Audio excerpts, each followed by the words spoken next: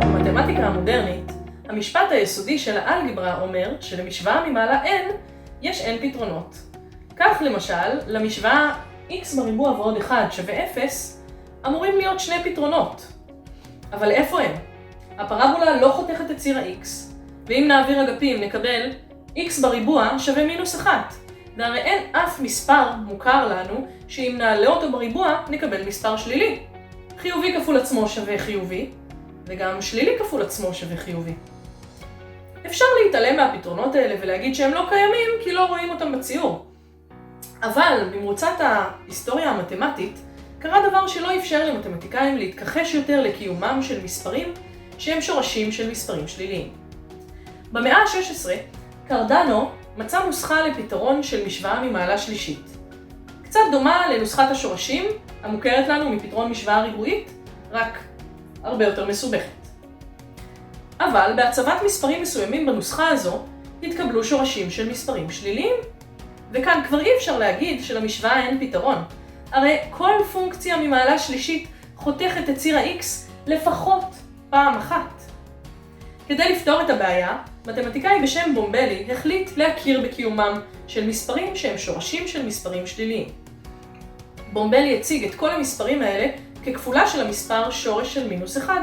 למשל, שורש של מינוס 18 שווה שורש של 18 כפול שורש של מינוס 1. שורש של מינוס 4 שווה 2 כפול שורש של מינוס 1.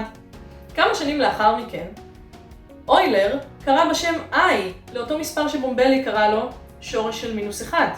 ומכיוון שלא ניתן למקם אותו על ציר המספרים המוכר לנו, הקדישו לו ציר חדש בפני עצמו, הציר המדומה. על הציר הממשי יש מספרים כמו 1, 2, מינוס 1, מינוס 2, ועל הציר המדומה מספרים כמו I, 2I, מינוס I, מינוס 2I. אפשר לתאר כל נקודה במערכת הצירים הזו כסכום של מספר ממשי ומספר מדומה. אם למשל נלך 2 צעדים בכיוון הציר הממשי ו3 צעדים בכיוון הציר המדומה, נקבל את הנקודה 2 ועוד 3i. מספר כזה, שהוא סכום של מספר ממשי ומספר מדומה, נקרא מספר מרוכב, והמישור הזה נקרא המישור המרוכב. אז איך עושים פעולות חשבון על מספרים כאלה? אפשר לחבר שני מספרים מדומים ולקבל מספר מדומה. 2i ועוד 3i שווה 5i. אפשר לחבר גם מספרים ממשיים. 1 ועוד 1 שווה 2. כדי לחבר שני מספרים מרוכבים, נחבר בנפרד את החלק הממשי ואת החלק המדומה.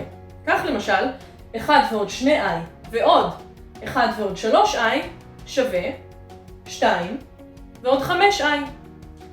כדי לכפול מספרים מרוכבים, נצטרך להבין קודם מה קורה כשכופלים את i בעצמו. הרי זה מינוס 1. הגדרנו את i כמספר שאם נכפול אותו בעצמו, נקבל מינוס 1. לכן, למשל, 1 ועוד 2i כפול 1 ועוד 3i שווה 1 כפול 1 ועוד 2i כפול 3i ועוד 1 כפול 3i ועוד 2i כפול 1, שזה שווה 1 ועוד 6i בריבוע ועוד 5i. אבל כמה זה 6i בריבוע? i בריבוע זה מינוס 1, אז 6i בריבוע זה מינוס 6. קיבלנו מינוס 5 ועוד 5i. בחזרה למשוואה שלנו, x בריבוע ועוד 1 שווה 0. אמרנו שלפי המשפט היסודי של האלגברה, שתקף לגבי מספרים מרוכבים, אמורים להיות למשוואה הזו שני פתרונות. הגדרנו את i כדי שיהיה למשוואה פתרון, והוא אכן פותר אותה. אבל מי הפתרון השני? מסתבר שגם מינוס i פותר את המשוואה הזו.